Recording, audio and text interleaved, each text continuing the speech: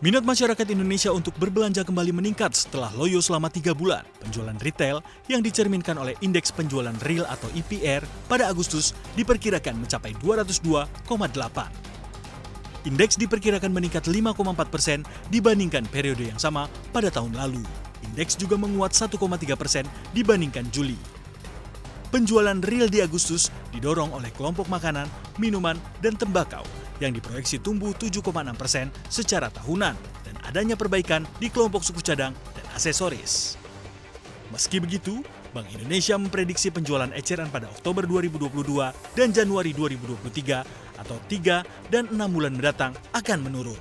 Indeks ekspektasi penjualan Oktober 2022 dan Januari tahun depan masing-masing tercatat 148,7 dan 155,8, turun dibandingkan 149,6 pada September 2022 dan 157 pada Desember 2022. Perakiraan Bank Sentral mengenai adanya tekanan penjualan ke depan sejalan dengan proyeksi sejumlah pihak. Kenaikan harga BBM pada awal September diyakini akan mendongkrak harga serta kemungkinan akan mengurangi permintaan.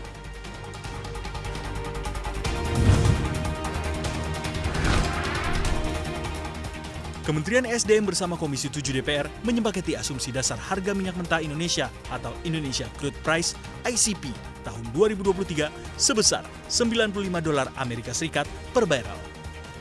Angka ini lebih tinggi dari ICP APBN 2022 yaitu $63 Amerika Serikat per barel. Penetapan ini juga mengalami kenaikan sebesar $5 Amerika Serikat per barel pada usulan sebelumnya yang disampaikan Presiden Joko Widodo 16 Agustus lalu.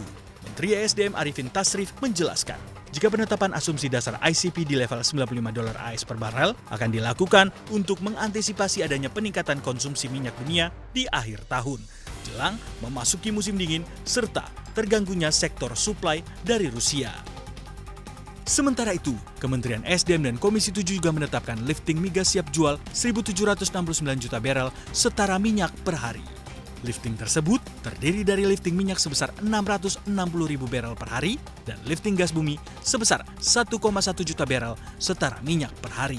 Menteri BUMN menjelaskan, jika saat ini pihak kementerian sedang melakukan optimalisasi produksi migas dengan cara mendorong pemanfaatan teknologi modern untuk diaplikasikan pada sumur-sumur tua. Capaian ini sejalan dengan target pemerintah mewujudkan produksi minyak 1 juta barel per hari pada 2030 mendatang.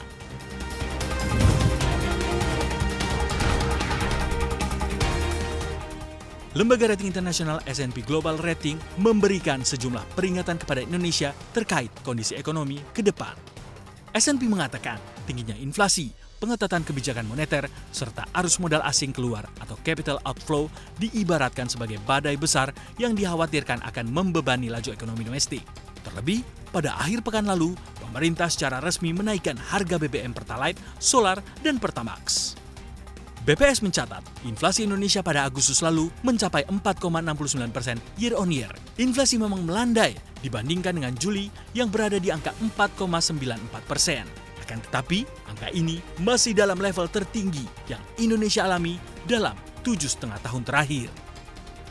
Meski begitu, S&P memperkirakan ekonomi Indonesia akan tumbuh 5,1% pada 2022. Angka ini lebih tinggi dibandingkan pada tahun sebelumnya, yakni 3,7%. Satu hal positif yang dinikmati Indonesia adalah kenaikan ekspor karena harga komoditas.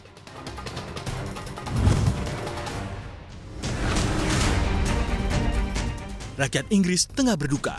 Ratu Elizabeth II tutup usia. Ratu Elizabeth wafat pada usia 96 tahun dan tercatat sudah 70 tahun memimpin Britania Raya. Selama kepemimpinannya, ekonomi Britania Raya telah banyak berubah.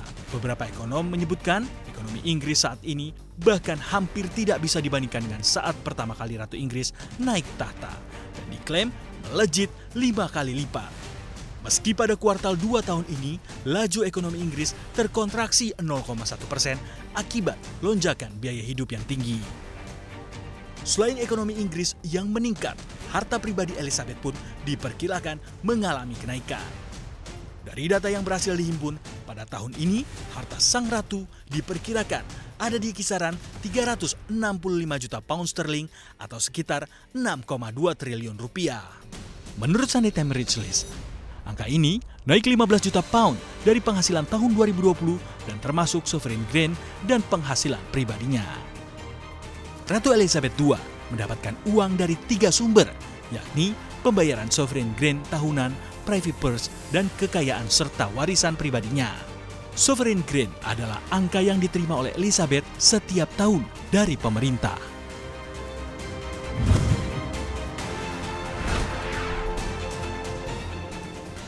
Bank Sentral Eropa atau ECB pada Kamis 8 September 2022 memutuskan menaikkan kenaikan suku bunga acuan sebesar 75 basis poin. Hal ini dilakukan untuk mengendalikan inflasi yang tinggi yang menghantam zona euro. Kenaikan 75 basis poin tersebut mengikuti kenaikan 50 basis poin pada Juli lalu. Hal ini merupakan kenaikan suku bunga terbesar yang pernah dilakukan oleh Bank Sentral Eropa.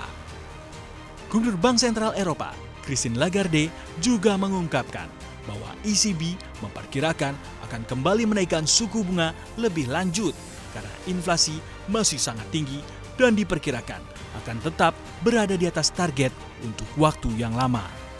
Inflasi Eropa sendiri memang kembali memecahkan rekor tertinggi. Pada bulan Agustus lalu, inflasi tahunan mencapai 9,1%, meningkat dari 8,9% pada bulan Juli.